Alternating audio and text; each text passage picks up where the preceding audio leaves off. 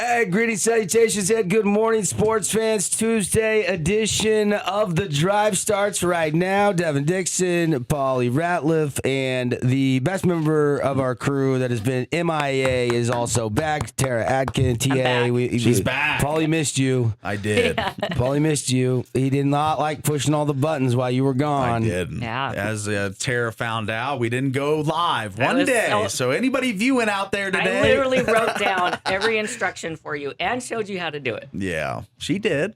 But, we got to go. We got to keep rolling, So we got her back. So for all the viewers on YouTube. You didn't. You told me you got the instructions. You didn't say she showed you how to do She that. showed you I too, did though. both. She showed you too, though. Remember? Yeah, I need to see it 3 times before it sticks.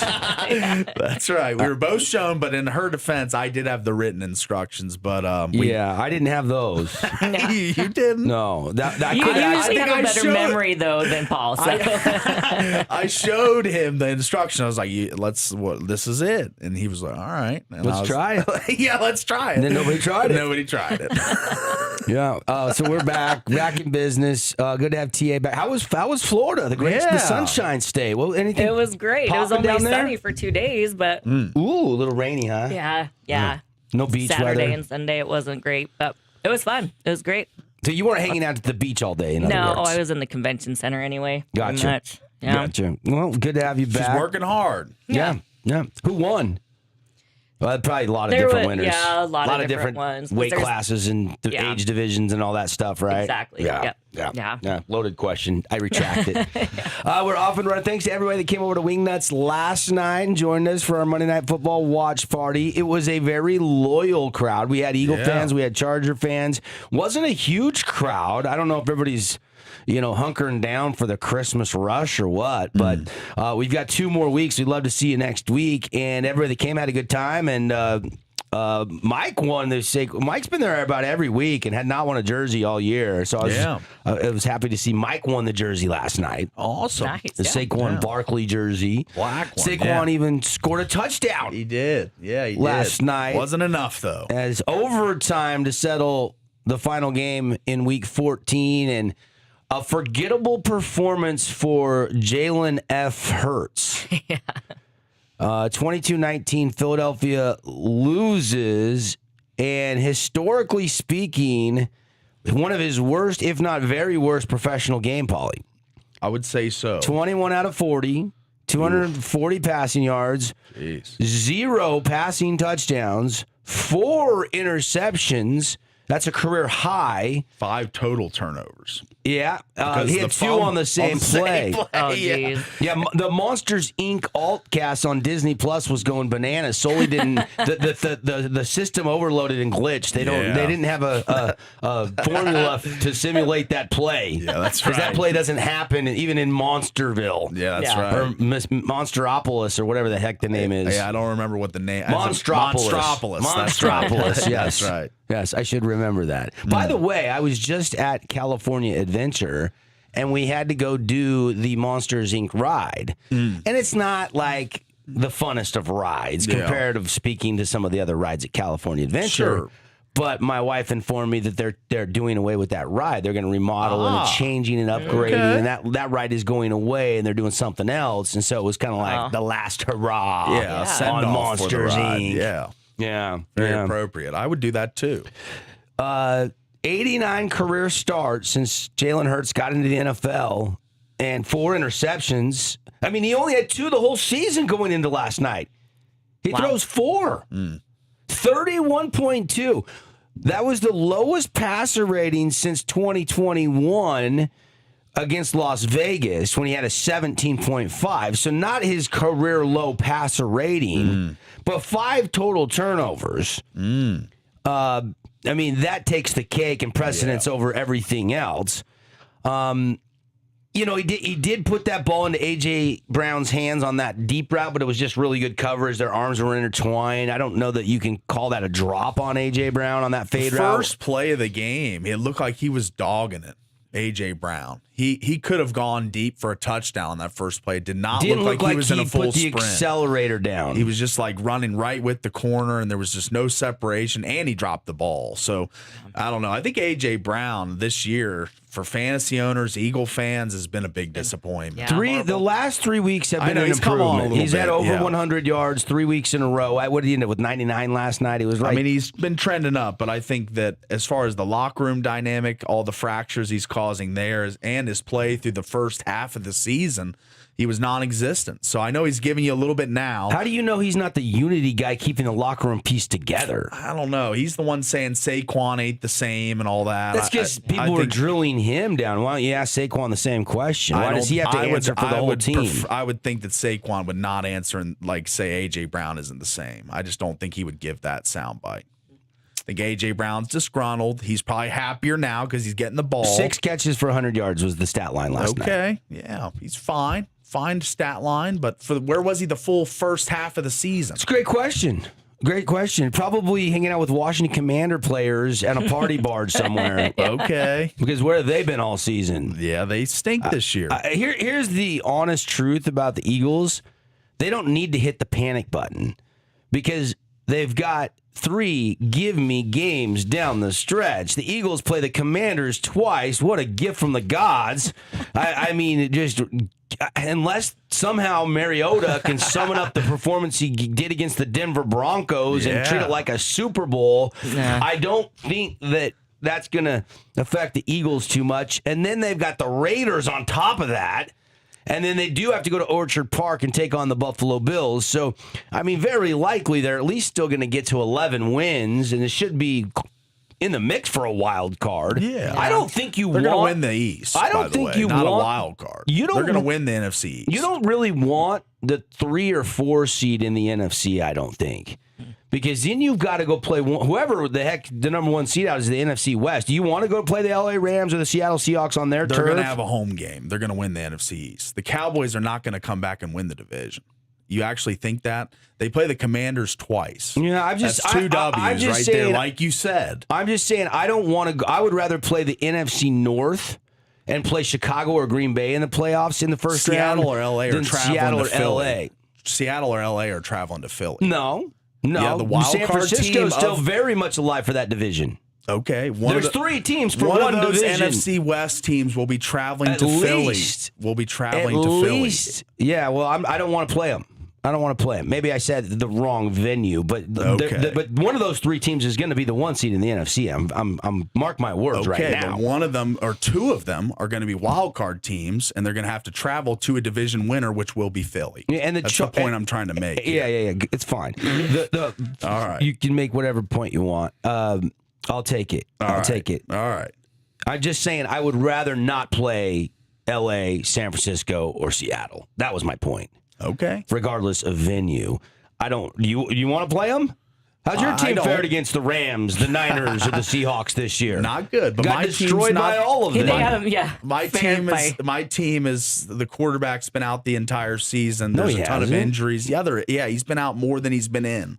Yeah. So you're just going to blame it on one player. Yeah. Yes. Making excuses. It's a big reason why he was the rookie of the year and we went to the NFC Championship game last year. He plays defense too, doesn't he? Yeah, he plays defense. We'll see when your team makes a run that deep. It's been some time. Yeah. So, hope you can go to the NFC Championship game. That would be lovely. It's hard. You'll find out this year. Yeah. Because you weren't in the playoffs last year, right? I'm just saying that if I'm in the NFC, I don't want the 3 or 4 seed. I don't want to be one of those seeds where I've got to match up with one of those 1 or 2 seeds before the championship game, and so it's going to be tricky. I mean, only one bye nowadays, Paulie. They only get the one bye. Everybody else is playing on that wild card weekend, which I actually like. I like the wild card week. That makes that 1 seed feel really special. It does. Everybody likes being number uno. How do you say it in Spanish? Numero uno. Numero. Never paid much attention in my Spanish classes. That's all right. Yeah, ¿Dónde está el baño? There you go. Oh, my goodness. Got that one. But anyway, thanks to everybody that came out. Had a good time last night at Wingnuts. 2 more weeks of Monday Night Football. And off we go to week 15. And we get it started on Thursday with Falcons-Bucks, and then we get Dolphins-Steelers next Monday night, which doesn't sound like the most sexy game, but Steelers are leading that division, and they're at home, and they can't afford a slip-up against the Dolphins, and all of a sudden the Dolphins are 6-7, and Mike McDaniels better. at least has saved his job, apparently, for now. Yeah. It looks as if, Yeah, they've had a rash of injuries. Down there with the running backs and obviously Tyreek Hill specifically. Even Waddle missed a little bit of time earlier in the season. And then we get to our last Monday Night Football party that we will host, 49ers Colts, Monday, December 22nd. That'll be the last Monday before Christmas. So that'll be fun. That'll be fun. Those will be the next 2 Mondays, the matchups for you over there at Wingnuts. Speaking of the Colts, they're in the news. Yeah. Phillip Rivers was working out for Team Brass last night. Yeah. Phillip, 44-year-old floating down the river, retired Rivers. Yeah, he's Grandpa got grandkids. Phillips, Yeah. He's got a daughter older than Riley Leonard. Wow. He's he's 44. Yeah. Riley Leonard just got to the team. He's a young pup, and if he can't go, I'm a little bit boggled. Yeah. On Phillip this Rivers' one. oldest kid is older than Tyler Warren. Really? The tight end. Yeah. That's a bad MGM tweeted it out. Fun fact. Yeah.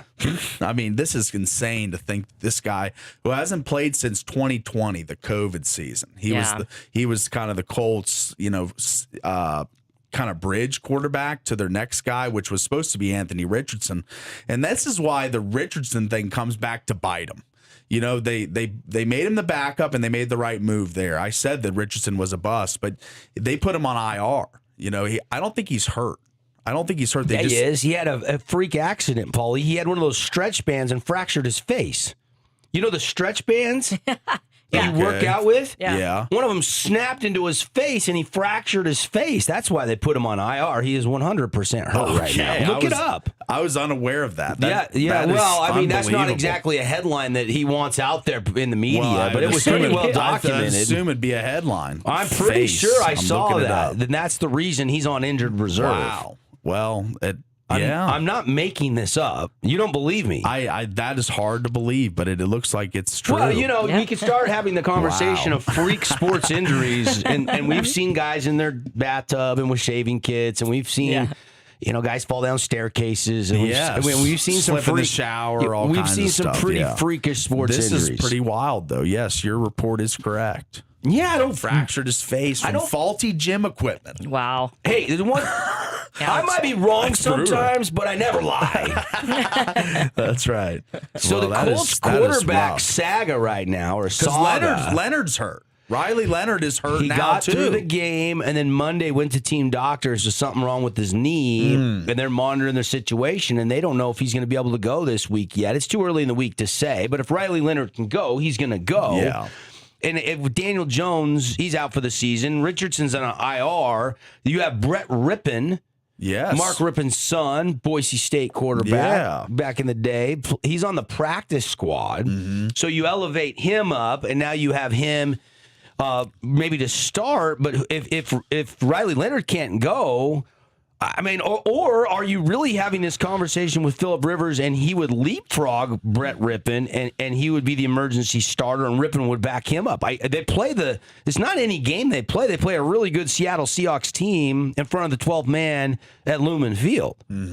So this is a home game for Seattle. Yeah, this is a tough spot for Rivers to come into if he is the starter. I mean, all the reports are he threw well in the workout, but that is a totally different game. 7-on-7, even a different game from 11-on-11 football in the regular season. So I don't know if he's in football shape I right don't think now. so. Probably not. I know he's got a great relationship with Stain Steichen, and he knows the offense. They worked closely when Steichen was the offensive coordinator for the Chargers before Rivers had that one season with the Colts. Yeah, 11-5 that year for the Colts. Familiarity with Shane Steichen is the reason that Shane probably called him first. And hey, how good a shape you in right now, Phillip? Like, we got a little bit of a situation here.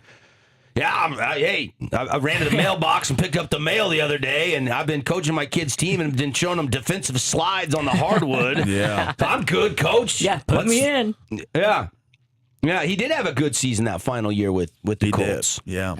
I mean, but you've always got you're not.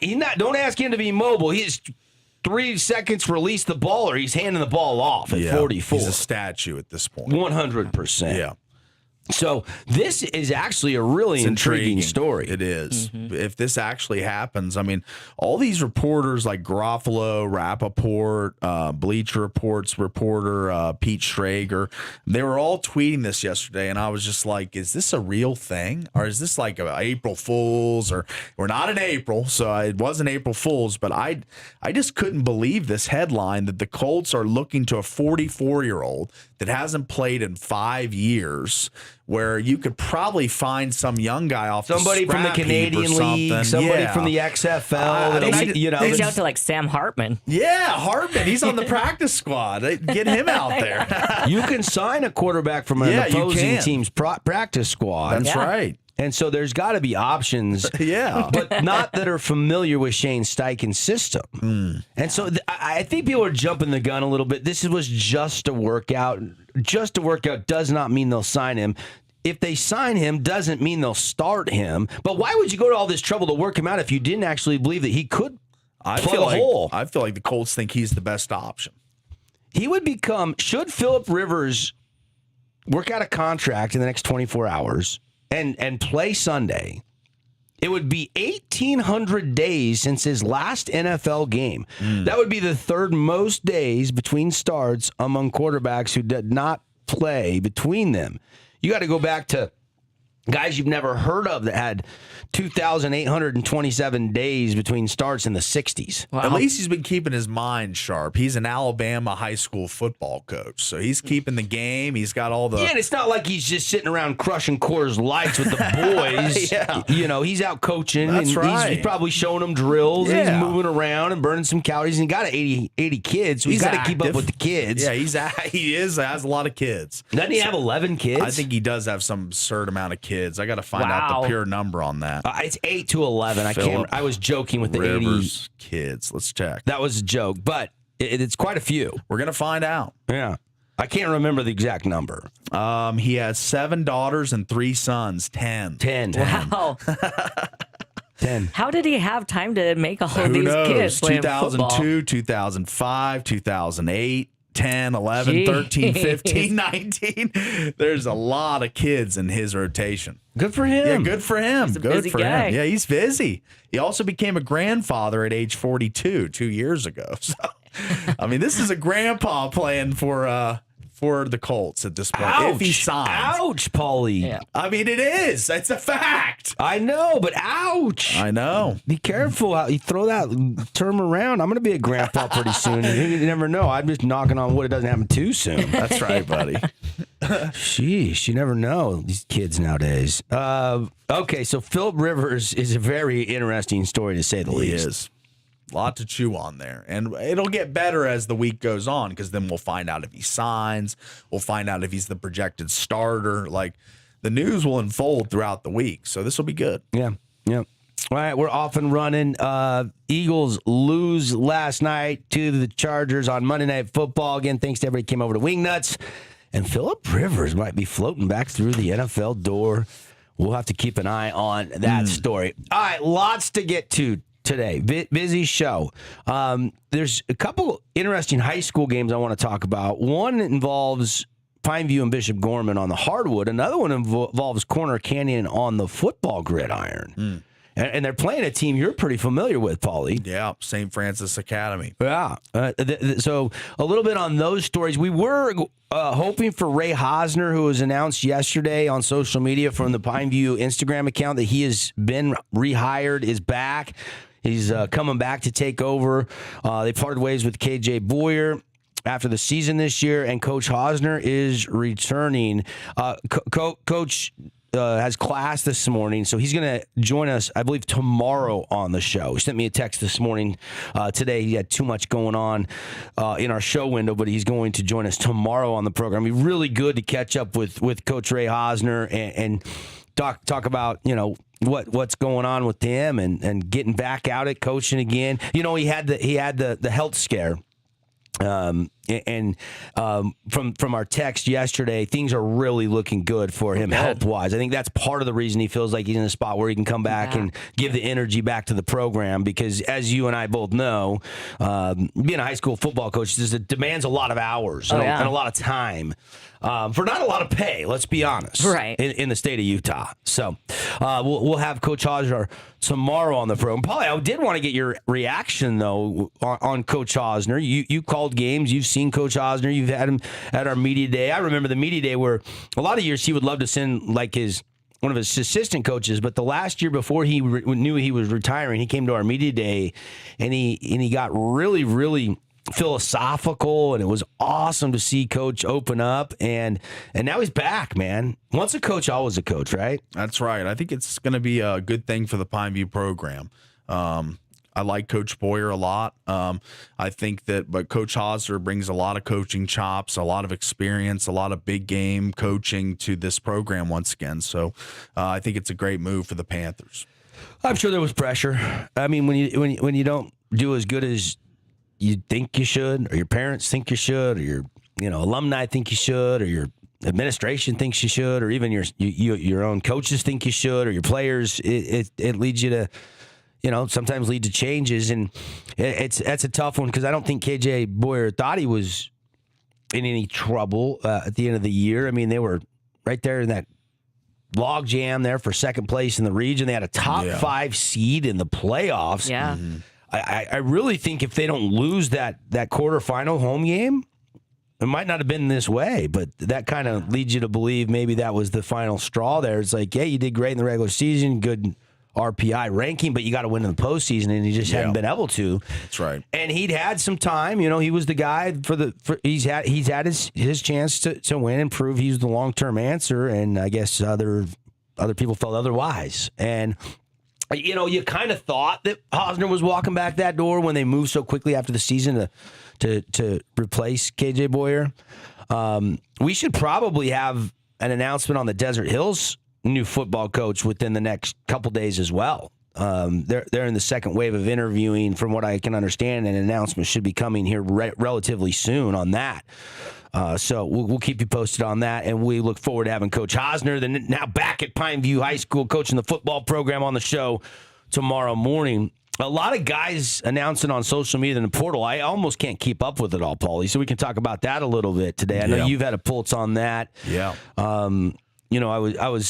I was bummed at Eric Olson, Utah Tech. I saw go in the portal. But I was excited for him at the same token. He got 1 year of eligibility left. Yeah. You want to go see what else is out there. And obviously did some really good things for Utah Tech. 553 yards, led them in catch receptions this year from the tight end position. Yeah, he was a dynamic player for him. Big, strong, 6'5". Should be a market for him. He'll find somewhere to go. Dallin, or I don't think he's declared yet, but Havea was named a freshman All-American. Yeah. FCS freshman All-American. So I'd assume he's going to start hearing a lot of offers, and there is no such thing as tampering anymore. I think Delane Fitzgerald said it to us, that the FCS preseason and postseason player, all whatever teams are a platform for the power conference teams to say, oh, you had a good year, you had a good year, you had a good year. Let's start recruiting these guys. So I think Havea's name's going to start get out there, that he might be another guy to leave. But Olson's really the only one I've seen thus far. Big name from last year, returning starter, presumed starter. Yeah, I mean, Isaac Wilson went in the portal for the Utes. That's a big one. It's in the state of Utah, but didn't play this year really at all. No, not a shocker. And now Ficklin steps in front of him in the depth chart, so I think he sees the writing on the wall. Needs a fresh start. Yeah. Yep. I would not even think twice that he could follow the Bryson Barnes path from Utah to Utah State. Yeah. I think Wilson, that'd be a great level of competition for Wilson. And I think there probably will be maybe better offers out there, but if he stays in Utah, I would think Utah State would take him and really make something of him, which they did out of Bryson Barnes. Yeah, good stuff. All right, more on that topic and more. We got a BYU Clemson big Jimmy V Classic game tonight. That's going to be exciting. Doubleheader tonight in Madison Square Garden. We'll talk about that. Yegor Dimon stopped by BYU's practice yesterday. Of course, now a rookie with the Nets out there in Brooklyn. We've got a high school game, Pineview and Bishop Gorman tonight. I think that's going to be noteworthy tonight. We'll get to some of those stories. We're off and running. It's The Drive. Glad you're with us. Thanks for locking us in, loading us up. We'll be right back.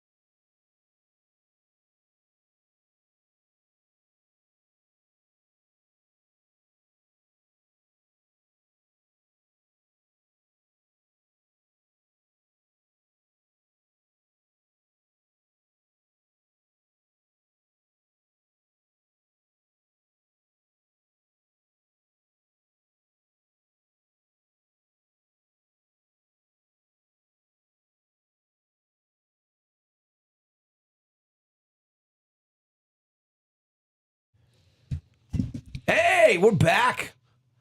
Paulie, let's go. We're jamming on a Tuesday morning. Finley Hyundai Studio. Finley Hyundai got some great deals going on over there. Palisade, that brand new body style, so much tech. They got a hybrid Palisade.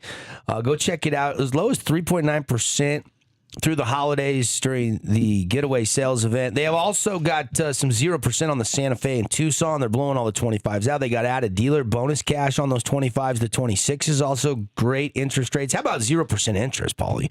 I think I had one car, and I've bought a number of cars at this point in my lifetime, and I think I've only gotten one car that had 0% interest on. You don't get those deals every day, and I'll tell you what, it's kind of nice to know you're not paying any interest for the 60 months on a vehicle. So go check that out over there. Brand new location off exit 13, Finley Hyundai.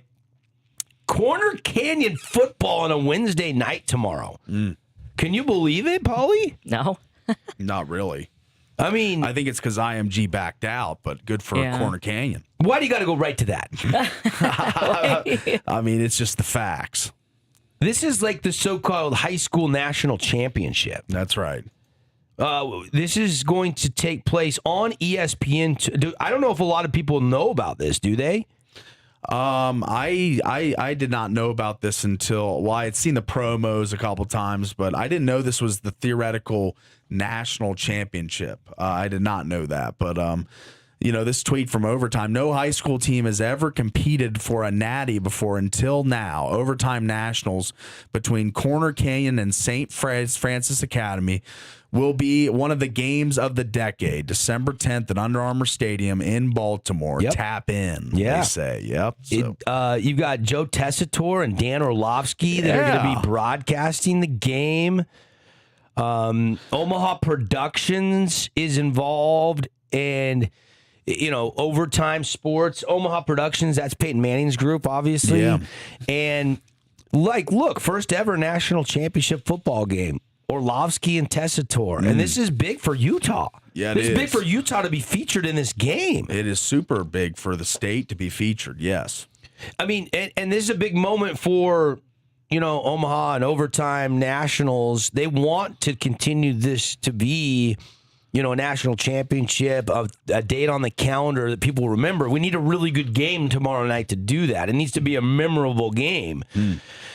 And this is one of the highest scoring offenses, Corner Canyon. We've seen them with Helaman Kasuga. Yeah. I remember calling his game as a freshman when we played for Andy Stokes at Tentview, Paulie. I think you did that game with me, if I'm not mistaken. Yeah. And I just was like, this kid's a freshman. And at that time, it was a dual quarterback thing. They had two really good quarterbacks for Tentview. Then he goes on to play and helps Corner Canyon win not one, not two, but they've won 3 straight state championships at the 6A level in the state. But their 48 points per game seems kind of dismal compared to St. Francis giving up only 67 points total this season through 9 games. Yes. Like this is a good offense Corner Canyon has, but not against this defense where you got guys going to Alabama and you got guys going to big schools like Maryland. Yeah, Zion Ely is a 5-star kid. He's been talked about as like the best player in the D.C., Maryland, Virginia area in a long time as an edge rusher. So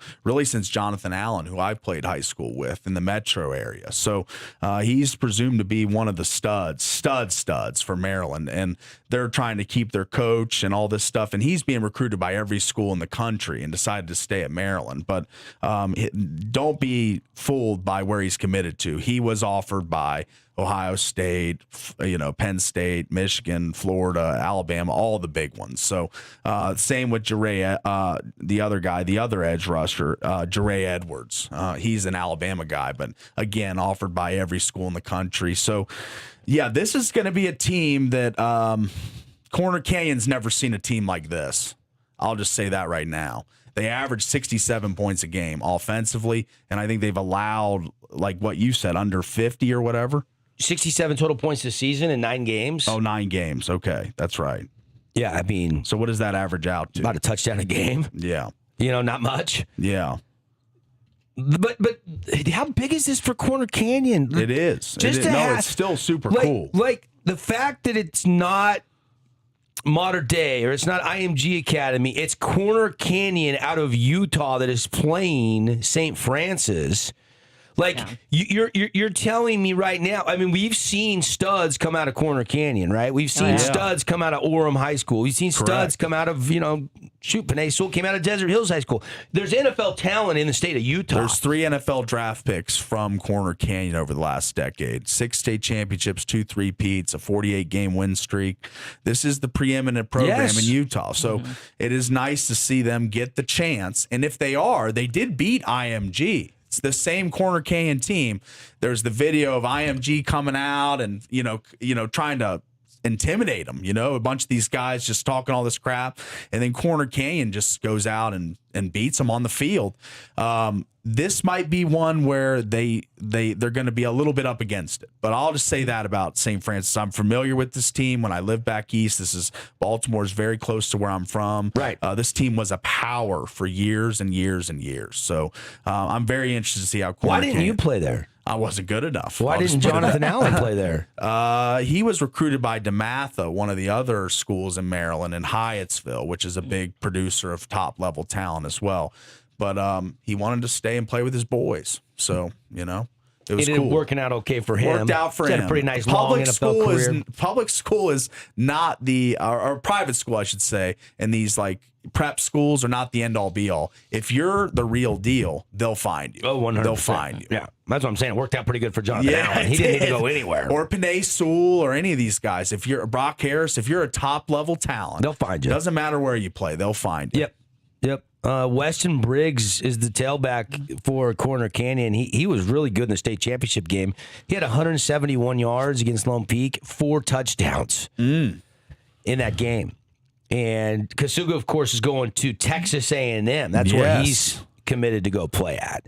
That's right. So this game is going to be tomorrow night on ESPN2 with Tessitore and Orlovsky doing the play-by-play. I mean, I'll be locked in. Yeah, that'll be awesome. This will be cool. This is the big deal. Big deal. And there's a lot of rumors that Coach, I think it's just Coach, it's KJAR is how you spell his name. But I think it's just Eric, right? Eric, but I think the J is just silent. I think it's just Eric Carr is how you pronounce it, if I'm not mistaken. I haven't heard his name spoke a lot, but there's some talks that he is in the serious running in consideration for the Weaver State job. Oh, because Mickey Mennel got let go, and there's reports that he's put in for that, and there's a chance if he gets it, he could be leaving Corner Canyon to go take on the Weave Cats program. Okay, Which I think I wish more high school coaches did get a shot at the college level. Yeah. Sometimes they want to make that jump, but I think there's some high school coaches that deserve that, and I would put him into that conversation. And I think Weaver State should take a hard look at him. Yeah, I would say Weaver could take a look at him. Yeah. For sure. They'll be able to recruit Corner Candy kids pretty well. Yeah, they'll have a nice pipeline. That'll help. That'll definitely help because that's the top school in all of Utah right now, I feel like, in any classification. Yeah. Any final thoughts on this game tomorrow night? I know it's tomorrow night. Yeah, I'm looking forward to it. Maybe we get together and watch this one. This would be cool to see if Corner Canyon stacks up with one of the best programs back east. I mean, it's east versus west. It's a nice dynamic. It definitely adds to it that we live in Utah and there's a team from Utah playing in it. It is cool. I think I'm very intrigued by this game and very intrigued by how this came to be. This overtime nationals. It feels like they're kind of just making Starting and breaking rules as they go. Yeah, because what was like the selection process? Like how does St. Francis get picked? How does IMG originally get picked? Like how are those programs the one of all the high school programs in the country? Like so it probably is asked very the cool. playoff bowl selection committee to help out with the selection. Not much controversy, nothing to see here. Yeah. Who cares? Corner Canyon's in it in the inaugural They're in it, baby. year. Yeah. They're in it. The other game I'm really intrigued about tonight, and I was planning on going down and doing this game until we had our Christmas party booked on the same night tonight. So, and my daughter's got some soccer games, doing a little Christmas shootout. So we're not going to be able to broadcast this game, but rest assured I will have eyes on this game. This is Bishop Gorman hosting Pineview. Now, Pineview stubbed their toe, game you called last Friday, Paulie, against Syracuse for their first loss of the season. Maybe a wake-up call. They did bounce back on Saturday and beat a pretty good top 5 team in Juan Diego. And now they got to play Bishop Gorman. Bishop Gorman historically is a powerhouse out of Las Vegas. They've only lost one game to Harvard Westlake. I think they lost 2 games. And then Bishop O'Dowd. They did lose to Bishop O'Dowd their last game, 84-81. So they are 4-2. Pineview enters this game at 4-1, and is going to be probably a decided underdog in this game. But kind of exciting for Pineview to go test their skills against one of the better programs in the Southwest. Yeah, it'll be interesting. Great facilities, too. It'll be an awesome trip for the Pineview kids. And how do they stack up against a team probably with 2 to 3 to 4 maybe Division I recruits? Yeah. So it'll be fun. I think that Pineview has been tested all summer long. We talked to Coach Amico how they had a great summer circuit. Down at the 7, District Yeah, 7. that's or right. Section 7 or whatever. So I think that they are prepped for this game. Will they win? I don't know. They're probably an underdog, of course, but I think they got a puncher's chance, especially with how they responded against Juan Diego after their first loss. Well, Jelani averaging 18, Cooper Ranson sitting there at 14, Caleb Schmidt averaging 13.8 a game. Those kind of the big three there. That Riker kid is a freshman, Riker Summer. Yeah, he's pretty good. I mean, might be the best freshman in the region. Really, the only one that I can think of that's getting meaningful time right now. Yeah. Looks like he's got a pretty bright future. Yeah, he's going to be good. So, Bishop Gorman, Pineview tonight. Get your popcorn ready. We'll see if the Panthers can hang. I think one of the bigger big factors is, speaking of the big dogs, is that Bishop Gorman's going to have probably a decided size advantage over Pineview, I'd presume. So, Pineview, not a very tall team, 1 to 5 in the starting lineup and on the bench. Yeah. So I think that will be kind of a factor in the rebounding battle. Yeah, I mean, they don't even list all the measurements, but Ojegba's listed at 6'5", I think, if I'm not mistaken. Yeah. Yeah. But he plays like a 2 or a 3. He's not really a 5, right? At 6'5", so he's going to have to play big. Caleb Schmidt's about 6'2", 6'3". He's going to have to play bigger than that. You're absolutely right. The Gorman's got rebounding guys. Yeah. Tyler Bright, 6'9". Hudson Daniels, 6'7". Yep. Cameron Cooper, 6'6". Braylon Williams, 6'7". So this is, like I thought, Coach a very Amico, tall team. He'll change it up, though. If they can't play man, he'll play zone. He'll switch it up. He'll do some things to help, they won't be leaking guys out. There'll be 5 guys rebounding on the defensive glass. I mean, he'll have a plan tonight. Yeah, he'll have a plan. So we'll see what happens. This is a good test for Region 9 against a premier team. It is. It's a good showcase game. All right, still a ton to get to. BYU Clemson, we'll preview that game a little bit later. A bunch of other stuff. Region basketball, by the way, I'm not done talking region basketball. It starts tomorrow. And we'll break down those games for you and more in depth tomorrow. And then, of course, the big story that broke yesterday on a Monday locally is Ray Hosner back coaching the Pineview Panther football program. Coach was set to join us this morning. He's bumped it to tomorrow. So we will have Ray Hosner on the show tomorrow. We're excited about catching up with Coach and talking about him back at Pineview High School. I got to get to a timeout. Message from our great local sponsors. More of The Drive when we come back.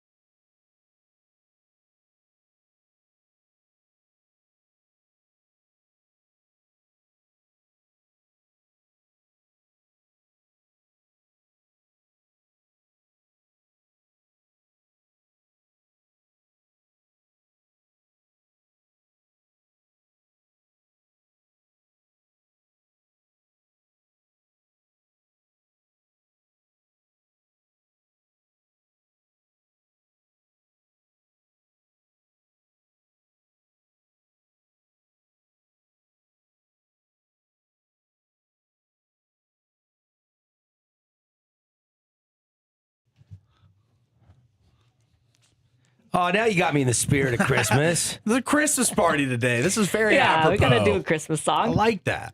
Happy December the 9th. The countdown to Christmas is on. Oh, man. I ordered a couple gifts yesterday. There you go. Nice. One for my mom and one for my 4 kids. So I feel like I'm a little further ahead than I normally am this time of year, but I still usually lean on the wife for most of the Christmas stuff. Is that how it is at your house, Yeah. Tara? Yeah. Yeah. Pretty You much. kind of handle it, and he'll chip in financially and with a couple comments here and there. Right. Yeah. Yeah. Yeah. Well, we do it easy though. We always just do a trip, like a cruise for Christmas. Yeah. No, that's great. We try to rotate that. Yeah. Trip and then be home for the holidays. Last year we went to Disney World. Nice. And so this year, I think we're planning on being home for Christmas. We did do, Robin wanted to go down to Disneyland for her birthday over Thanksgiving, so we did that. So we're just kind of home for the holidays. We'll play some golf. There you go. Hopefully the weather's great. Yeah.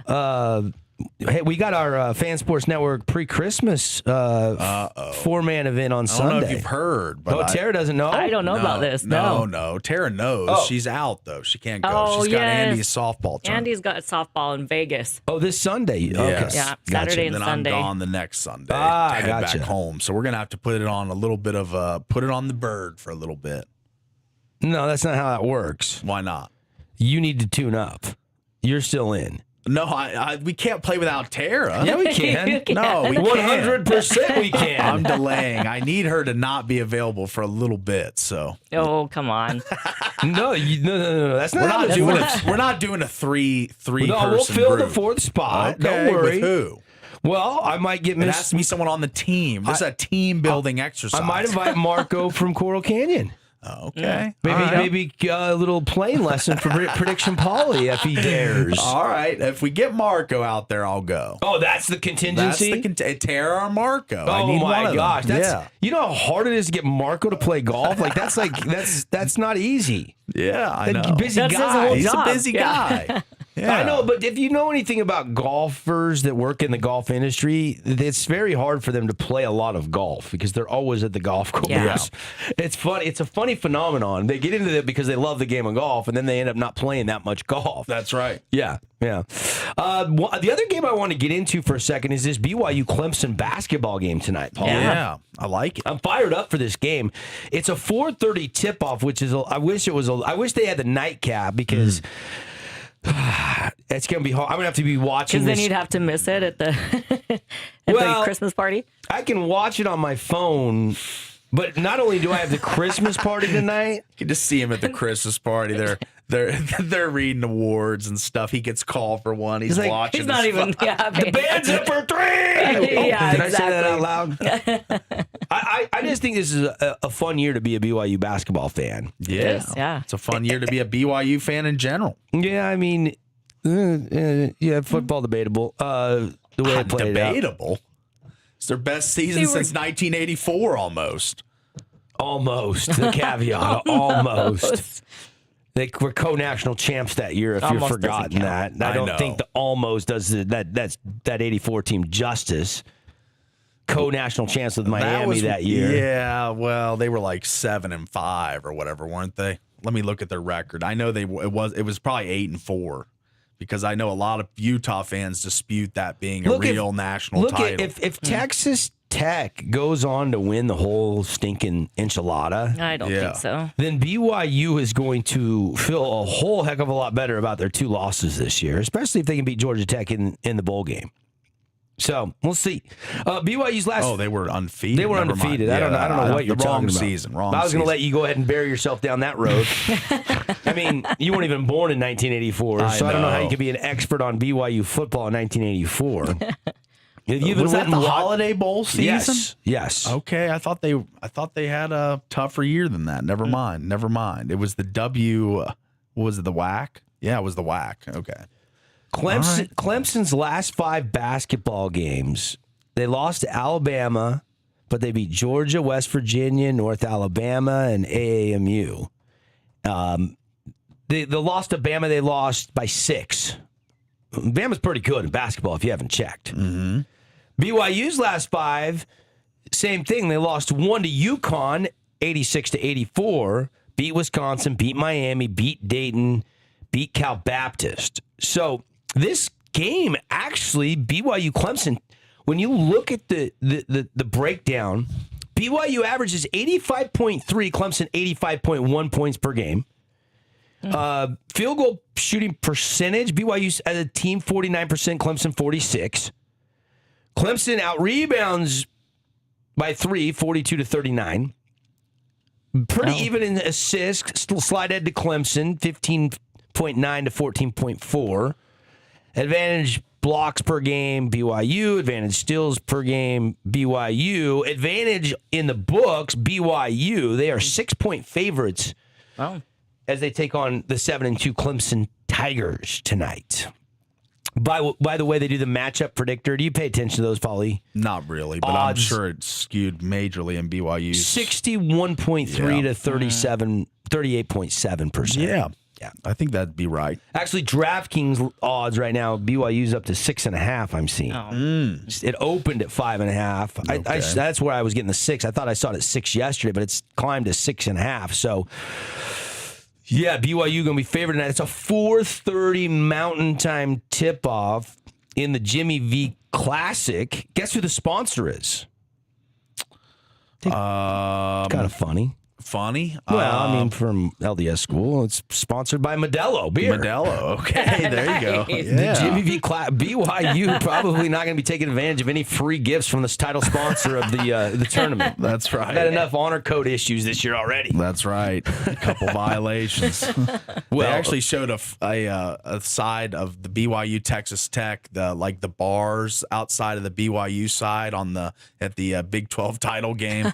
There wasn't many people circulating throughout there, and then they showed the Texas Tech side, and it's jam full of people. Lines all the way around the corner. Yeah, It was funny. yeah. You got to lean on this game tonight? Probably BYU. Yeah. Clemson's good. Brad Brownell's been there a long time. But, Clemson's always been the school that's been not quite there in basketball. Good, but not quite there. Duke, Carolina, Virginia have been the more powers in the ACC. I wouldn't really be worried about Clemson if I'm BYU. I think they cover and win tonight. Going to need Richie to hit some threes and the band's to shoot a good field goal percentage like he's done.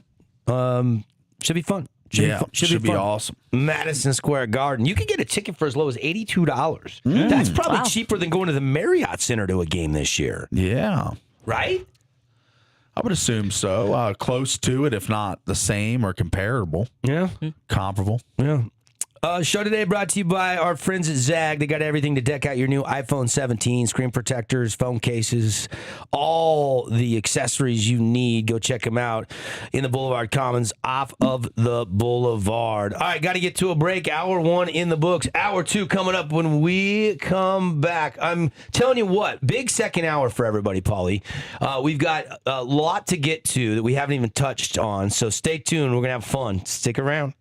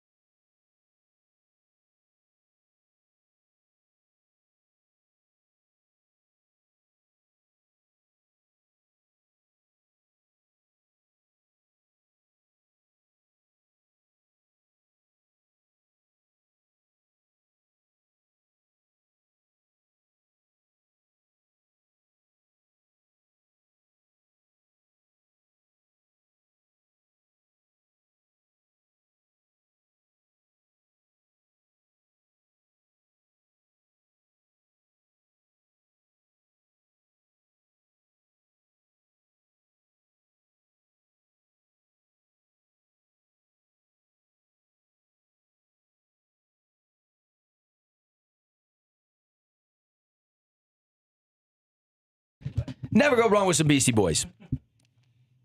Oh, we back. Hour 2. Let's rev it up. Devin, Dixon, Paul Ratliff, Tara Atkin. We are the Drive Morning Show crew here on the Fan at Sports Network. What's going on? Everybody up in Parowan on 1400, Cedar City on 93.1. Everybody down in St. George. Hope you found us on 95.3 or 99.5. Back on YouTube, Fan Sports Network, Drive, streaming live. You can listen worldwide on the website, thefansportsnetwork.com, or our mobile app. We are everywhere, coming into your 8 o'clock hour here. And boy, oh boy, let's get what's going on around the water cooler today. We call it our Top 8 today. It's brought to you today by Coral Canyon Golf Course. Great gift ideas for the golfer on your list. Polos, shirts, shoes, rangefinders. They've also got the massaging guns, quarter zips, hats, shirts, socks, tees, golf balls, you name it, they got it. Don't get golfers, you don't want to try to buy a golfer a club, but you can go ahead and buy them the gear to go golfing. Maybe they need a nice Coral Canyon. Look at this. I'm going to wear my Coral Canyon vest today. I like that. Nice extra layer. That's right. You can get out and play golf even in December in the STG. Right. Call for your tee times. $80 special this month for our radio audience. That's lunch, 18 holes, range balls, $80. Call out to the golf course, 435-688-1700, or book online, coralcanyongolf.com. Let's get to it.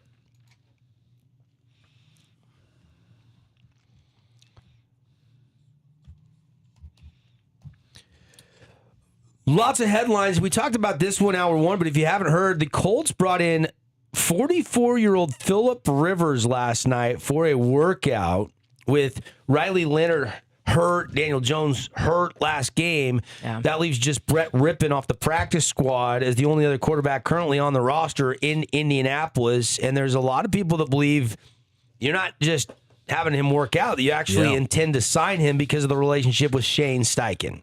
I would presume that's going to be what they do, and all reports are the workout went well. So but what does that mean? I don't know. What does that mean? Phillip Rivers, he's a Hall of Famer. What are you going to say? He looked like crap. He looked like he's a washed-up 44-year-old. Are you going to be brutally honest? Yes, you could be brutally honest. No, Colts personnel is going to actually say that. It went well. They could just say, we don't have any intentions to sign him. Yeah. They could say that. They could just say, after the workout, we're going to go in a different direction. In the NFL, actually on the field last night, Jalen Hurts played arguably his worst game as a professional quarterback, and the Chargers win in overtime 22-19.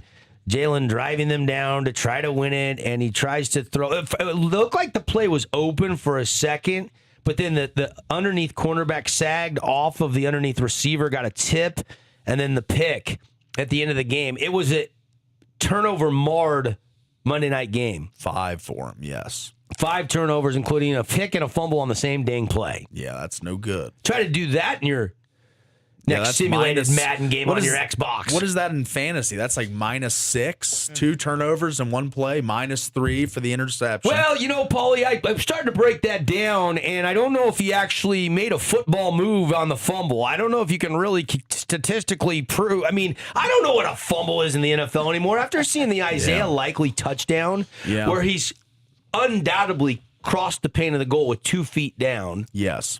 And they say you got to make a common move now? Yeah. Well, I don't know if Jalen made a common move. I think that fumble was balderdash. Okay. So, common move is loosely defined. It is. Yeah. Holy smokes. What is a common move? Can they define that before they say you have to make one? Hey, I don't usually feel bad for NFL players, but I actually feel bad for Isaiah Likely the last 2 weeks. He had the fumble into the end zone. And then now this catch in the end zone that has batted out by Joey Porter Jr. And that's 2 touchdowns he should have had that he didn't get. Yeah. And probably would have, won Baltimore the game. We'll never know. There was still some time on the clock, but would have given them the lead had that call been upheld. And normally you see a call on the field stand, but they didn't on that one. Yeah. Harbaugh was on a phone. And it doesn't make you feel any better after you get off the phone because there was another controversial call in that game, too, if you remember. So, anyway, we're off to week 15. Yep. All right. We're off to week 15, Paulie. All right. We alternating here. I got one. I got a good one. Sure. All right. The Heisman finalists have been announced. How about this? All 4 finalists heading to New York. The winner will be revealed Saturday night, and they are Vanderbilt quarterback Diego Pavia, Notre Dame running back Jeremiah Love, Ohio State quarterback Julian Sayin, and the favorite, the Big Ten champion quarterback Fernando Mendoza are your 4 finalists for the Heisman this year.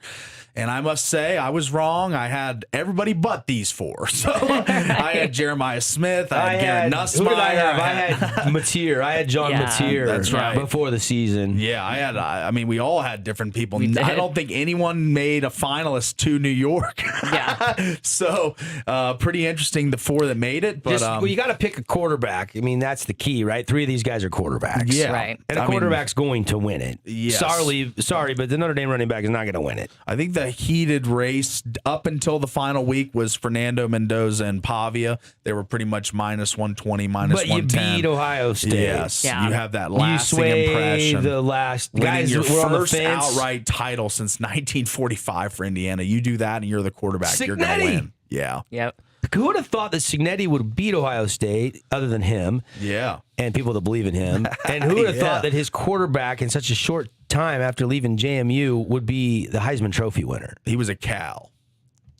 He did make a brief Mendoza, stop. He was a Cal. Yeah, but I'm talking about Signetti Oh, JMU, yeah. coming in such a short time, making Indiana so prominent and producing a Heisman Trophy winner. Yeah, I mean, Indiana's probably. I know they've never had a Heisman Trophy winner, so this is pretty big stuff for Indiana football. Yeah, and he re-upped there. He's there to stay. So people that love Signetti, the Hoosier Nation, you've got him for a while, locked in, and I think his buyout is something ridiculous. So not that you'd ever want to lose him or want for him to leave, but he is there to stay. So good for Indiana. The other headline out there is the vibe check. I feel like more than 24 hours later, the college football world is still fuming about the playoff bracket. I would agree. And yesterday I was saying, we should be excited. We've got this 12-team playoff, and look at these matchups. And I felt like all we did was pick apart every scenario that the committee put together. They did a flash pulse poll on The Athletic yesterday, 13,000 plus votes. Who's the biggest playoff snub? Notre Dame, 66%. Mm-hmm. Vanderbilt, 11%. BYU, 6%. Texas, 5%. And nobody getting snubbed actually was second in the voting at 12%. Oh. So there are people that think that the committee got it right, believe it or not. I think that Cristobal, obviously, he's in the playoff. The head coach of the Miami Hurricanes, Mario Cristobal. But he had a great quote. If you want to make everyone happy, don't coach and don't get involved in football. Go sell ice cream because Ice Cream Man makes everyone happy. In football, not everyone's going to be happy. Yeah. So, I mean, that's kind of somebody's always going to get left out. Yep. And like they're going to cry the blues and they're going to say they should have been in. And BYU's one of them. And it sucks for BYU. I wish they were in. But the numbers just didn't add up. And yes, the comparison versus Miami sure doesn't add up either, though, in their defense. I know. The BYU football account has been fervently tweeting all these stats and facts, and I do like that. But at the end of the day, the eye test, when you play a team that is in the playoff, Texas Tech, they are assuredly in the playoff, and you fare terribly twice, not once but twice. I think that leaves a lasting impression on the committee. If they go on to win the national championship, will you then agree that BYU was one of the best 12? BYU, yes, it does. If Tech goes on to win the national title, I think they've got a fighter's chance. They do. I think that they have defense a chance. is legitimate. Yeah, it is. But the way that BYU lost to Tech in both outings was such a sound loss. You mean with Bear hurt and the fumbleitis? Football turnovers are a part of football. You can't bail them out for turnovers. That's a part of football. You can't plan on that either as a coaching staff. That's the thing you got to take care of. I'll give you the Bachmeier being hurt, but the turnovers are a part of football. Texas Tech forces. I'm not making excuses. BYU got boat raced. They did. They absolutely both got boat times. raced. But I don't know how you can put that on coaches. Coaches don't fumble the ball away. Players do. I get it. And Texas Tech is just really opportunistic. Yeah. I got to give them credit. I think they lead the Big 12 in turnovers. Yeah. It's something they pride themselves on. And the Big 12 needed a team to carry the mantle because the Big 12 has kind of got, dumped on this whole year. Yeah. And, Oh, yeah. And you see the committee only get one team in. Well, Arizona State did the Big 12 proud last year. Sure. They won a game. They almost beat Texas. Sure. Like, I think Arizona State performed well for the Big 12. If they would have beaten Texas, that would have really but I think Texas Tech has the chance to make a deep run. Yeah. And that could really do big things for the conference. Mammoth have lost back-to-back games. Utah bested 4-2 by the LA Kings. No told you Logan that. Cooley right now. Dylan Gunther, Clayton Keller both lit the lamp. Lemelchka gave up 3 goals on 26 shots between the pipes. Homestand continues against the Florida Panthers on Wednesday, and then the Kraken on Friday. And you and Tara going up to that Kraken game, right? We are indeed. Looking forward to it. Yep. Gonna be great. Don't you know should how, come, buddy. Don't know if it was a Knights game. I'd go. I'll go Kraken Knights 100%. Put me down for that one. His stance still remains the same there, unchanged. Just Ryan Smith's too late. He's 7 years too late bringing a franchise to Utah. I'm already a Knights fan. I'm not one of those. I'm not one of those LeBron James fans that just changes allegiances that quickly. Who said I was changing? I'm a Caps fan. I still go because it's pro hockey, right? The Jazz face the Grizzlies next up on Friday, so a little time off before their next game, hitting the road. Jazz are sitting at 8-15. Lowry's averaging 27.6. We've seen some bright spots. Did you see the Will Hardy viral video going around the internet after the OKC game? We can't play it on the air. I saw that. Yeah, he not happy with the effort. Yeah. Yeah. He said, I'm blinking tired of blinking harder. Yes. It sounds like a broken record. Well, Guys do need to live up to their paychecks. Play hard, especially when you're an 8-15 team and you're playing OKC without SGA and you get boat raced by 30. Now, this but is to a have good 8 wins champ. through what is that? 23 games. They're pacing that's over pretty solid for the Jazz as far as what they were projected to do. That's so insulting that you say that. I mean, it just doesn't even sound right. Expectations need to be where they should be. I'm just saying the Vegas over-under was like 18. Yeah, well, that doesn't make Jazz fans feel any better, Paul. Sure, I think they should know they're in a rebuild. Yeah, kind of feel like Wizard fans in Utah right now. Yes. Perpetually rebuilding.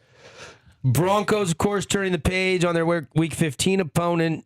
Denver will now host the Green Bay Packers Mile High this Saturday. That's a good. That's one of the. There's this slate of games this weekend in the NFL. It's dynamite. Yeah. There's only a couple games that are like, who cares? Most every matchup, it's going to be really intriguing, including that one. Broncos have won 10 straight games, sitting atop the AFC West at 11-2.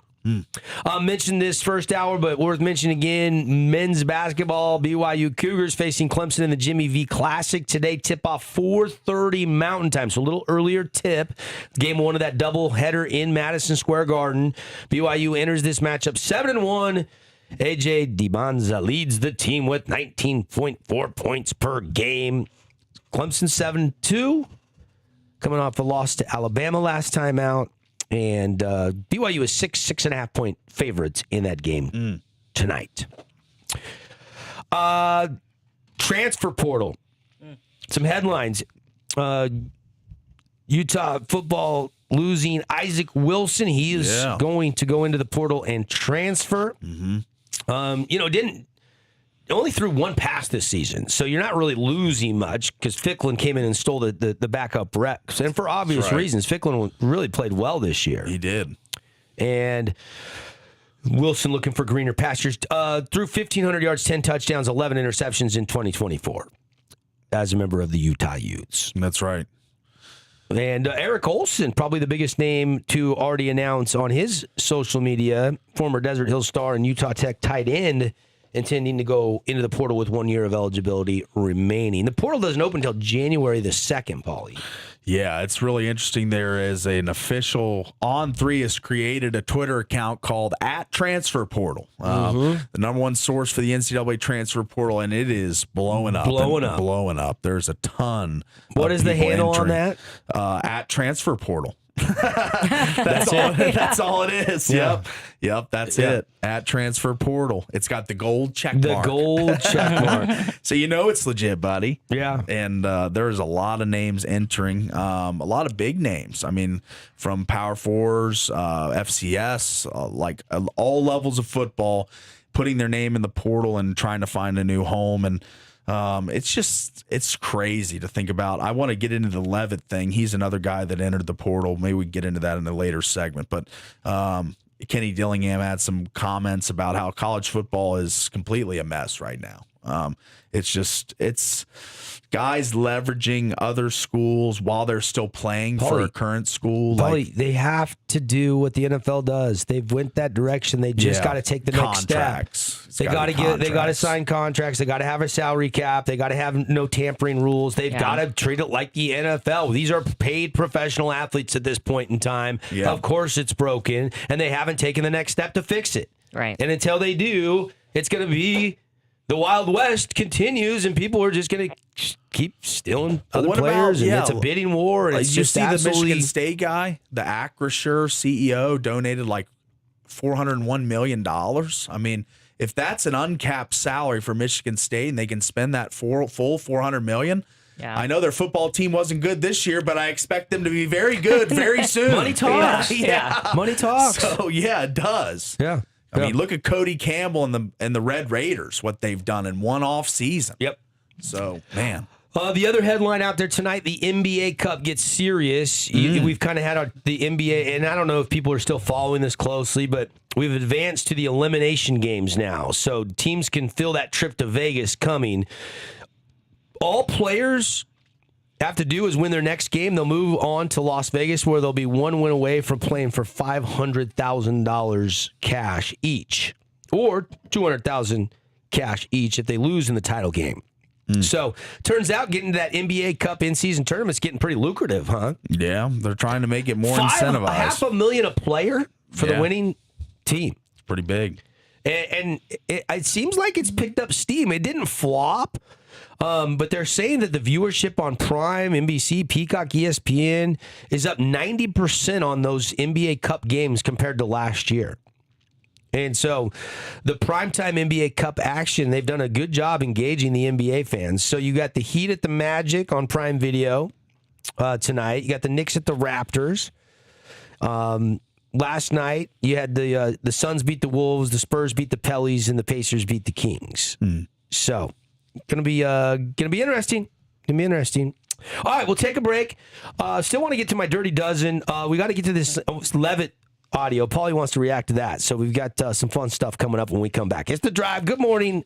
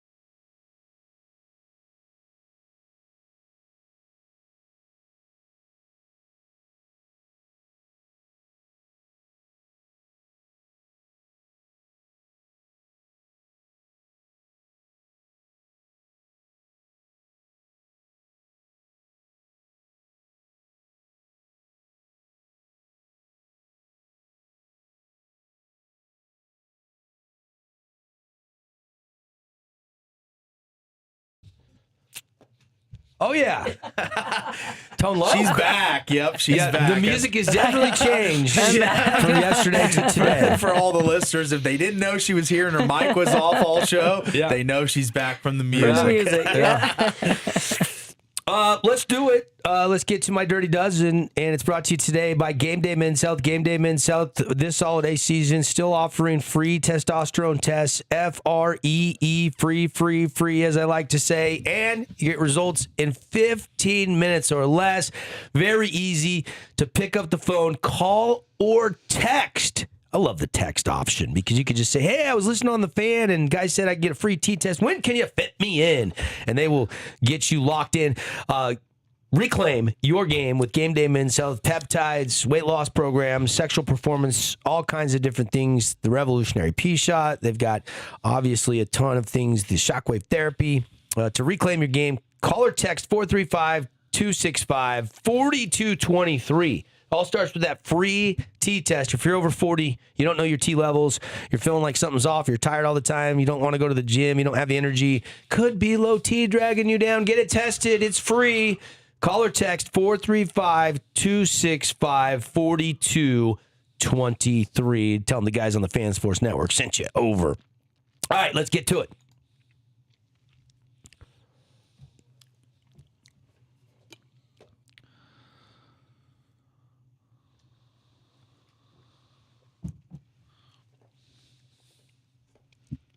All right, just missing my Dirty Dozen. Tampa Bay, they are out again in that just missed column. They got the Falcons this week. Panthers missing. They've got a bye on Sunday. Colts, They're done. they've dropped out. They were in a lot of the year, and now, man, quarterback Daniel Jones out for the season. They started 7-1. They're 8-5. I think they're going to finish 8-9. Yeah, I don't know if they'll win. They have a tough schedule down the stretch. They do. They got the Seahawks on Sunday. They still got the Texans again. It's just a gauntlet. The Jags again as well. Yeah, and they just lost 36-19 in Jacksonville. The other team on the outside looking in is Jacksonville. I have them probably my first team out at 9-4. Okay, I like Jags this year. I could put them in. I'm debating about putting them in that 12 spot after last night and dropping the Eagles out. Like, help me with that one, Paulie. Like, does Jacksonville deserve to be in and the defending Super Bowl champs out after Jalen Hurts' poor performance last night? I don't know. The Jags are playing the Jets next week, so they're most likely going to go to 10-4. Yep. They then play the Broncos, Colts, and Titans. So very good chance they could finish with like 12 wins. Yeah. So I'm going to say the Jags over the Eagles, who are sliding as of late. All right, so Eagles just missed. Then Jags Boom, are in at they're number out. 12. right, that I one like was that. tough because that impression of last night's blunder is just as vivid in my mind. The interception, and then Hurts picks it up and then fumbles it back, and then the pick at the end of the game, and it just was a grease fire for the defending Super Bowl champs who wanted to run it back. I mean, the last 25 years, only 2 NFL teams have repeated as Super Bowl champs, and Philadelphia wanted to be that third, and they don't look close to that right now. They just don't. Nope. So we dropped them out. After the overtime loss on the road to the Chargers. They do have a get-right game against the Raiders this Sunday at home at the Link. All right, let's get into it. Let's go. I guess we're skipping 12. Let's go to 11. Number 11. I think I got to put the Chargers here then. Chargers were not in my Dirty Dozen, but I think after that win last night, they got to get in, and I got to move them to 11. They can't be in front of Philadelphia, certainly, after they lost the head-to-head scenario. That's right.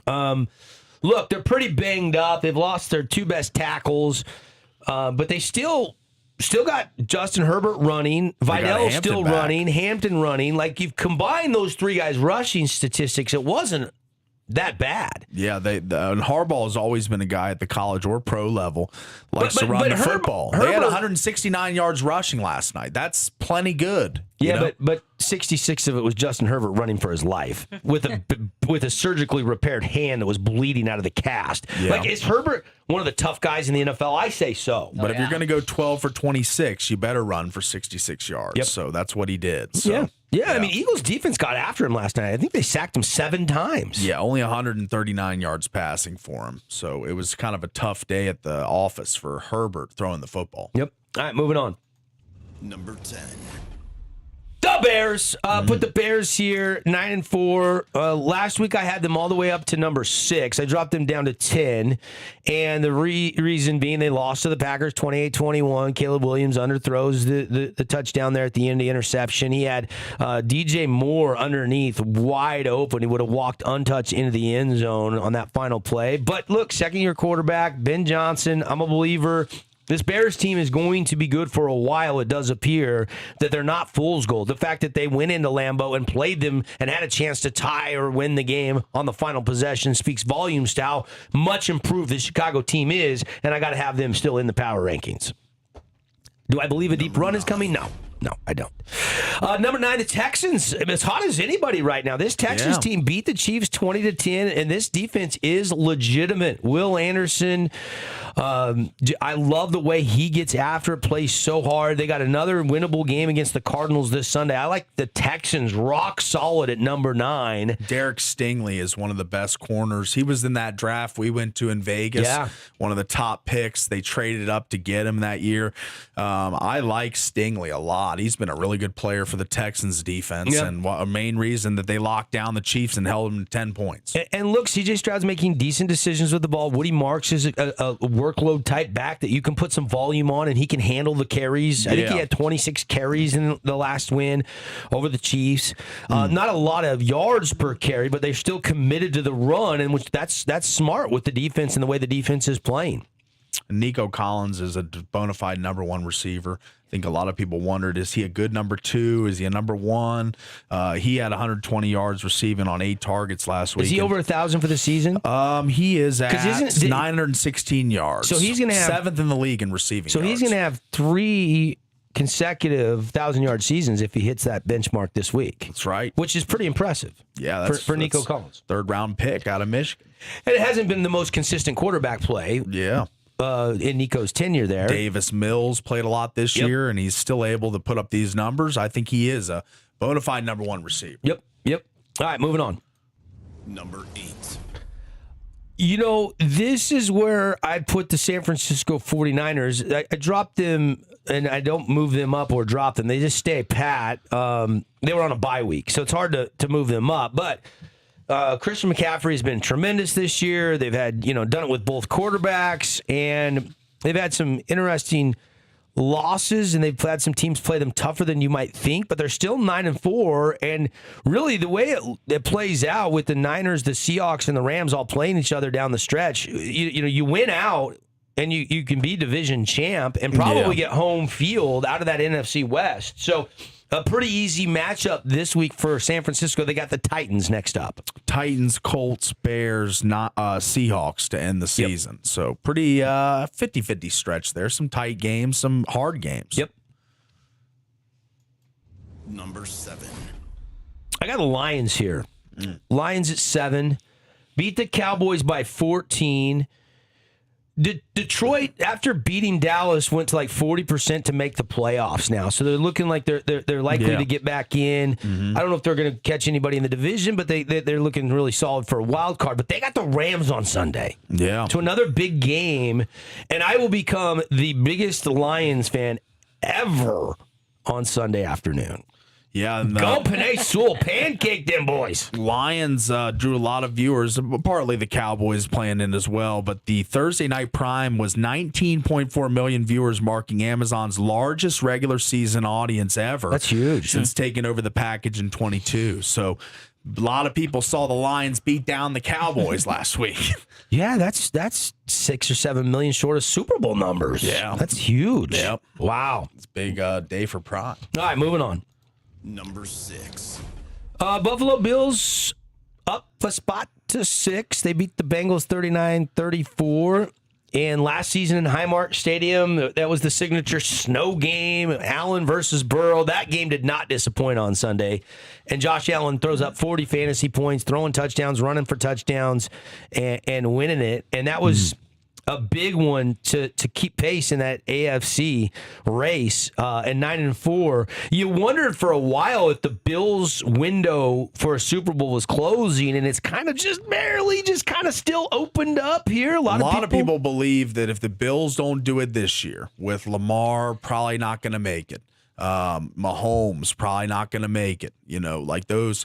Mahomes is dethroned Allen every year in the playoffs. So that's a good for point. him to be off the ledger potentially this year, this might be the year the Bills break through. But we'll see. The Patriots will have something to say. Some of the other top teams in the AFC. But I think Bills fans, and we know one close in the area, I know he's prepping for a big Super Bowl run this year, as they are every year. Yeah, my issue with the Bills is I don't think the defense is good enough. I just don't think the defense is good enough to get you to the AFC Championship game. Oh, wow. You think they're going to lose before the championship I think game? Josh Allen could maybe still get you there, but you're going to have to do what they did again, score 40-some points, and you know, I don't know that you can do that in the playoffs football. against those playoff teams that you're going to match up with for the first 2 weeks. It's an Because they're going to have to interesting win 2 games just to get to the AFC title game, because they're probably not They're not going to be the going one to catch seed. the Patriots. They're not. They're 11-2, and they're be sitting a there at wild 9-4. They're a full Yeah. 2 games back. Now they do play the Patriots. So On the road. yeah. Yeah. But the Patriots won at Highmark Stadium earlier did. this year. So One of the bigger upsets all they season at can that cut time. the division lead down to 1 game with a win head-to-head this week. So Bills fans desperately hoping that they show up in New England against the Patriots this Sunday. That'll be one of the featured best games in that early window on Sunday. All right, I got the Bills there. All right, moving on. Top 5. Here we go. Number 5. Packers at 5 after beating the Bears 28-21.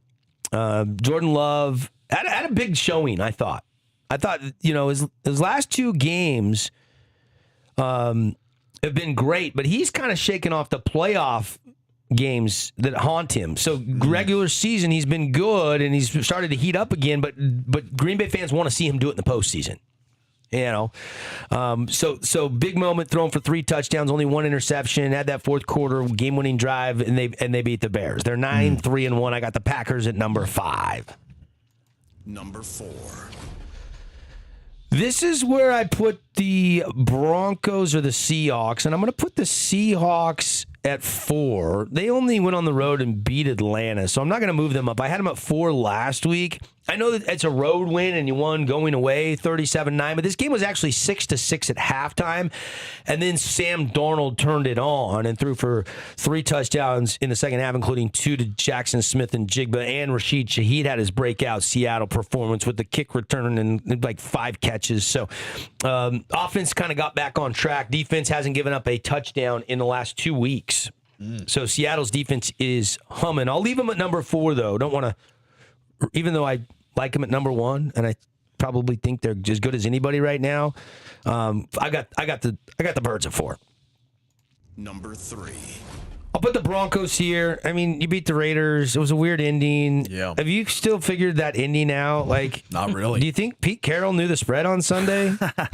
Maybe Pete knows he's going to be ousted soon, so he's lining up his severance package by betting on the Raiders. I don't know. I have no clue. I mean, That was weird, though. A 7 lot of people calling 7.5 for it being rigged. 7.5-point favorites. Okay. Broncos lead 24-14 with 1 minute left. Yeah. 4th and 3, they stop them. They get the ball back. They go down and they kick a 46-yard field goal to cover the spread by 0.5 point. As time expires, makes really no sense at all. And the penalty that the delay refs, a game. yeah, they threw that. That was a weird, shady penalty. That but- was not a penalty. Yeah. I don't get that. Broncos at number 3. Number 2. New England Patriots for me here at 2. Patriots have only beaten 3 teams with a winning record. But they've got a team in the Buffalo Bills that have a winning record. I just 3 teams with a winning record. I want to believe in this New England team. They are 11-2. The record is what it is. They're number 1. But they haven't beaten a tough schedule. They haven't beaten a tough schedule. What's your response? You're the biggest Drake May advocate. I know, yeah. I You can still only think they're play number the 1. schedule in front of you. I Yeah. can Yeah, respond exactly. for You her. can't. And they're winning You games. gave her an excuse before she even chimed in. Yeah. What's your reasoning? You don't like? You think the Patriots should be number 1? I think they're good at 2. She thinks they should be number 1 Yeah. All right. for fantasy reasons, I think. Yeah. And number 1. Number 1. I'm leaving the Rams here. I mean, they All beat the right. Seahawks, 3 weeks ago. I'm excited to go watch Rams-Seahawks rematch next Thursday. Gosh, what is that? I'm leaving in 8 days for that, 7 days. Nice. Yeah. For my son's 21st birthday, we got tickets out there to that game, so we're heading out for a couple days. So I'll be gone. I'll miss a couple shows there tail end of next week, but really looking forward to Rams Seahawks Part 2. First things first, though, Rams got the Lions this week, and Seattle's got the Colts. Rams at number 1. So Rams 1. I got Pats 2. Broncos 3, Seahawks 4, Packers 5. What do you think of the top 5? I like the top 5. It's a fine top 5. Okay. Yeah. Overall, any snubs? Anybody too high, too low? That's your Dirty Dozen. Yeah, I like it. Seems like Paulie agrees with me I today. agree today. It's kind of sorting itself out. I'm a little less combative. Kind of sorting itself out. Well, at this point in the year, the body of work is what it is, Yeah, right? it is. You got a lot to sample. But like I said, the only thing that's holding me back from the Patriots at number 1 is I just don't think they played a tough schedule, which is a fact. It is a fact. I mean, and so we'll see. They got the Bills this week. If they win it, I think Patriots probably leap to number 1. Yeah. Especially if the Rams can't beat the Lions. Yeah. So the window of opportunity, Yes. there's a method to my madness. There's Looking a ahead. a lot of dominoes still to fall, Yep. right? Yep. Let me All right. look here. I was going to get What? the MVP odds. I just wonder if Drake May. Nope, he's not number 1 anymore, buddy. Sorry. It's Matthew Stafford. Oh, geez. Another big performance for Stafford last week. Yep. I mean, they put up 45 points against the Cardinals, but the only thing that didn't go right is he missed Devontae Adams. But the 2 Puka catches were unbelievable. Well, that high point, and then the other one that I don't even know how he threw it to him. I mean, the thing I can tell about Puka Nacua is his teammates love him. He gives them a level of toughness on the offensive side of the ball from that receiver position. You know, they run him through A gaps and B gaps into routes, and he'll block. And I mean, he goes up and there's a lot to like about Puka Nacua, even though he plays for my least favorite team in the NFL. He's probably one of my favorite receivers because the way he plays the game. He's awesome. Yeah. Yeah. All right, Dirty Dozen in the books, brought to you by Coral Canyon Golf Course. We'll take a break. We'll come back. Let's get to that Dillingham audio of the state of college football. If you haven't heard this, stay tuned. You'll get a kick out of this, and it seems pretty spot on if you ask me. We'll be back.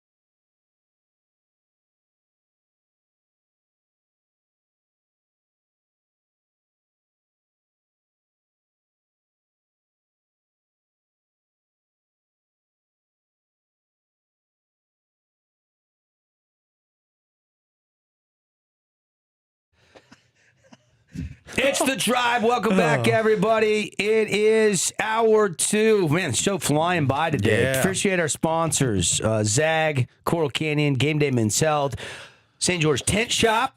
You get gift certificates over there. They're going to add $15 to every $100 spent for you. So if you want to get a tent job for someone you love for the holidays, or if you want to, they're doing the same thing for Color Country Custom Coating. They're doing so if you need someone that has a brand new nice rig, you want to put that permanent ceramic coating on it. If you go buy a $100,000 truck, you'd be stupid not to put this permanent ceramic coating on it to make it last longer, especially if you're buying it and plan on, if it's a diesel and you're driving it for 200,000 miles, you got to go see JC at Color Country Custom Coating.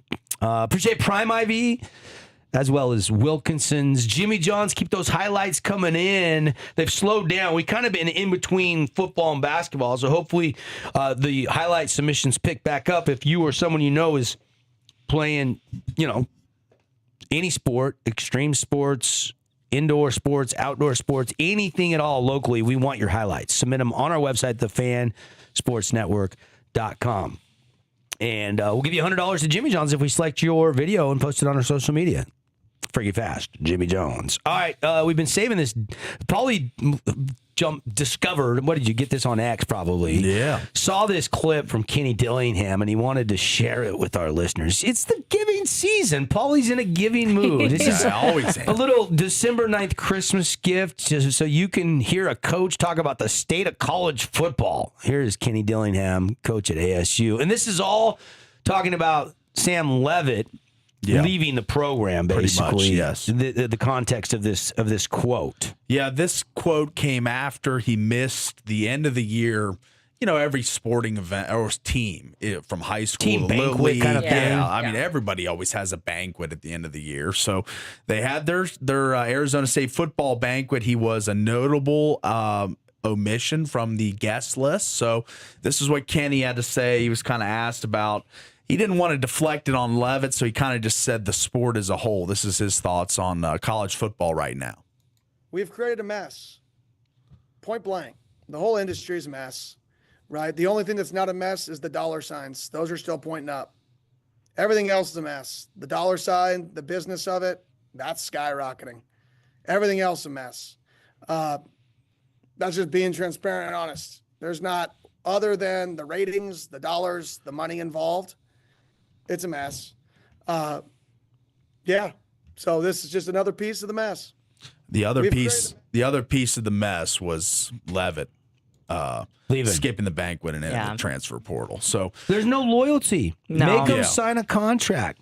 You're And going to pay him. Dillingham's- How much did Leavitt get this year? $1 million bucks? I mean, I could look up his valuation, but I'm sure we're he got talking- a nice bump. They went to the playoff the there's- year before. And there's no loyalty. Yeah. You helped team get to the playoffs. You didn't play great. You weren't healthy Dillingham this year. took Leavitt out of JUCO. I He know. brought him out of the Yeah. JUCO ranks, gave him a place to showcase his talent, and he is just on. He's a to the mercenary now. A penny more, Yep. and I'm gone. Yep. Yep. Let me look up No his NIL loyalty. valuation. There's no I'm sure he was loyalty. making $1 million or more.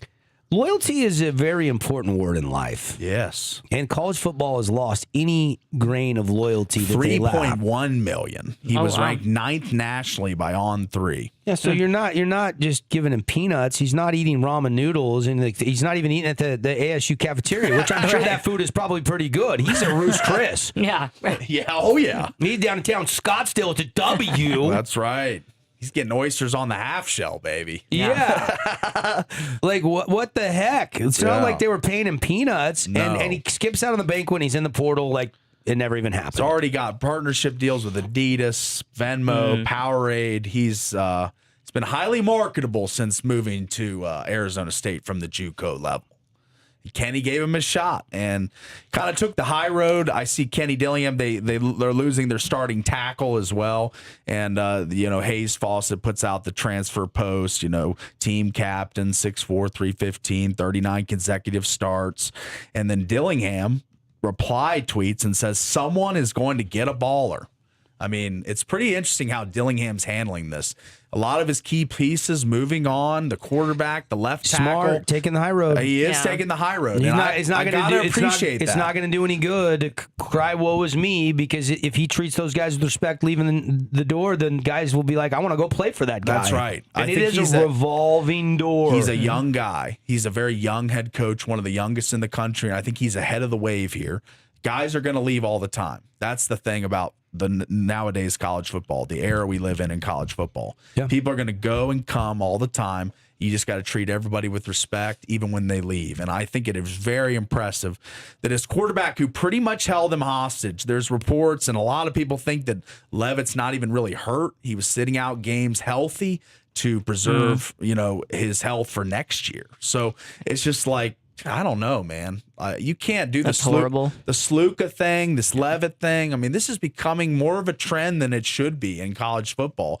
If they realize their team's not making the playoff, then what, same with these bowl games. You're seeing all these teams opt out of bowl games. Like, it's just like, if we don't make the playoff, it's playoff or bust. And once we're out of that playoff running, I don't care anymore. And that's what Leavitt seems like he's doing. And I don't know somebody's going to throw a ton of money at him, probably an SEC team or a Big Ten team. But this is damaged goods to me. I wouldn't want this guy leading my team, Leavitt. Yeah. Yeah. It's always another layer every day with this transfer portal stuff. Yeah. NIL stuff. Doesn't die, baby. I saw that college football. I'll share it with you, Paulie. All right. This was college football rivalries actually that put this out, and people actually wanted to see.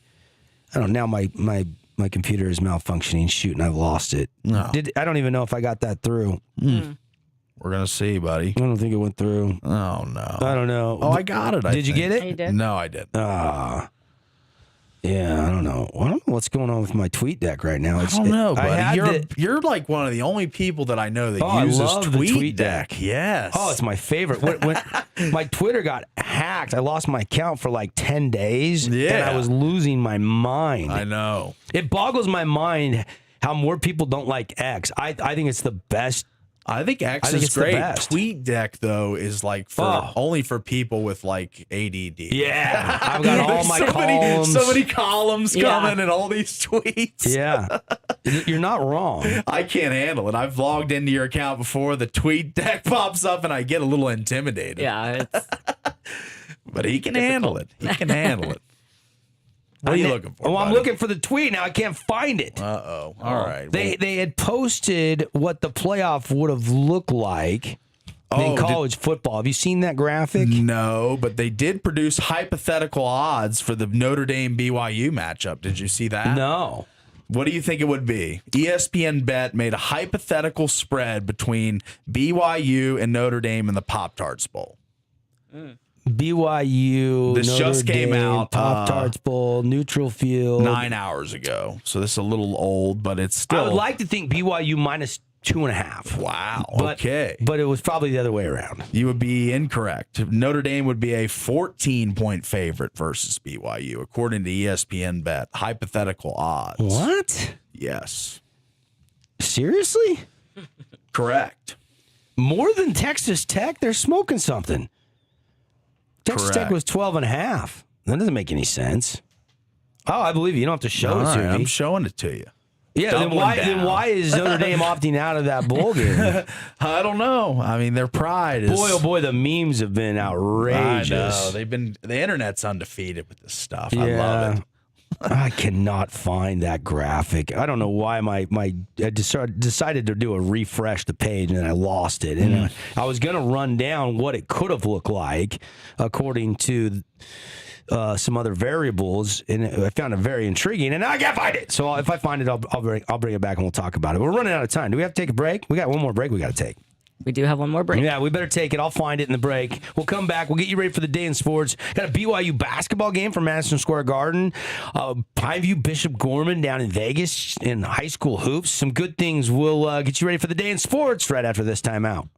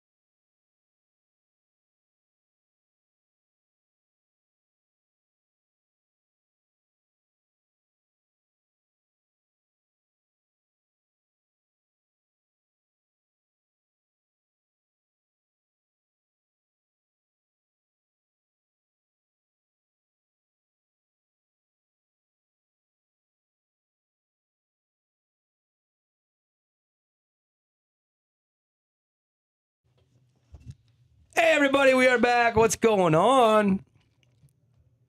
Super Tuesday.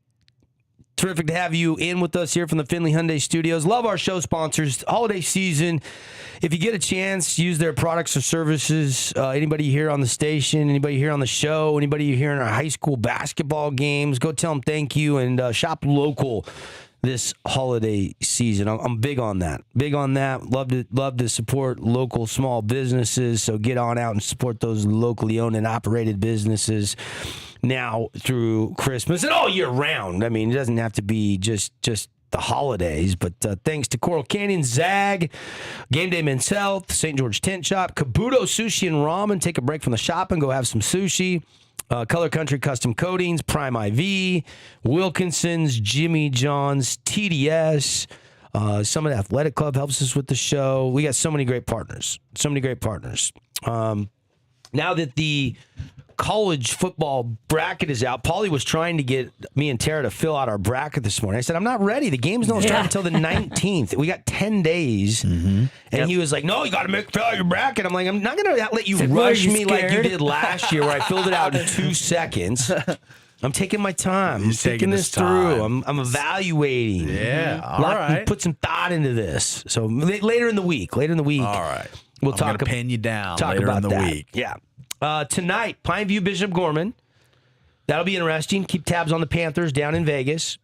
4-1 Pineview, 4-2 Bishop Gorman. Those should be fun. Tomorrow night, Corner Canyon, St. Francis for the so-called High School National Championship, live on ESPN2 with Joe Tessitore and Dan Orlovsky on the call on the Deuce. And Utah Tech men's basketball doesn't play till Saturday. But BYU basketball tonight at Madison Square Garden, Paul. You got a prediction on that game? AJ Divanza and the Cougars. Yeah, they should win and take care of Clemson. I think they'll win and cover. They should win by 10, I think. You don't think it'll be too stiff of a test? Not really.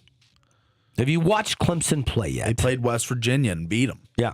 By so 3. So you've seen that. Yeah, I have. And you don't like West Virginia's team much. West Virginia's not very good this year. New coach, so they're kind of taking a step back this year. So I think Clemson probably ripe for the picking for BYU. Okay.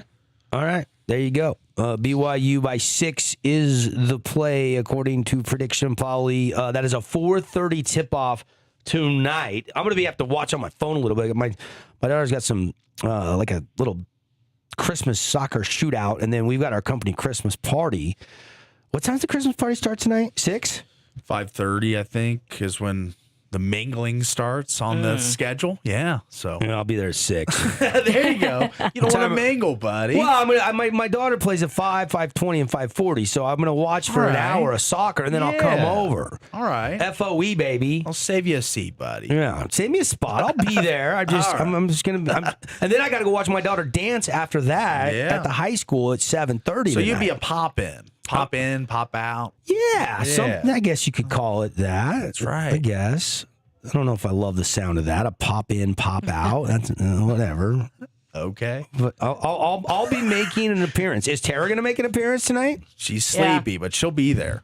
Gonna Right, make an Tara? appearance, yes. Yeah. Paul, you sound like you're the only one 100% committed and fired up and excited about the company Christmas party. Yeah, shouldn't you be? The Fan Sports Network needs representation. We do. We Need representation. That's right. I'll be there. All right. Final thought. We don't even have time for final thoughts. Final thoughts. Not today, baby. You guys have a great Tuesday. We'll be back tomorrow. Ray Hosner on the show. See you then.